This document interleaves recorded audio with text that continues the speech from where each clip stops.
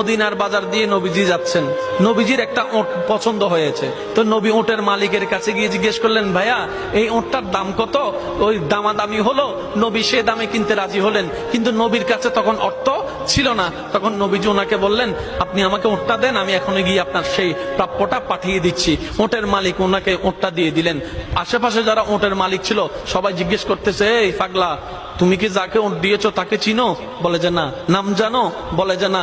পরিচয় জানো? বলে যে না। ঠিকানা জানো? না। তো তুমি যে ওটটা দিয়ে দিলা, উনি যদি ওটার টাকাটা না ফাটায় তখন তো তুমি লসের মধ্যে চলে যাবা। সে ওটের মালিক বলে, এত সুন্দর নুরানি চেহারাওয়ালা কখনো বাটপার হতে পারে না, কখনো চিটার হতে পারে না, কখনো মিথ্যুক হতে পারে না। ওনার চেহারা দেখেই তো আমি ওট বিক্রি করার আগে মনটাই বিক্রি করে দিয়েছি, মনটাই বিক্রি করে দিয়েছি, মনটাই বিক্রি করে দিয়েছি। তোমরা যাই বলো, আমার মন বলে উনি আসবেই আসবে, টাকাটা পাঠাবে পাঠাবে। এই কথা বলতে না বলতে কিছুক্ষণ পরে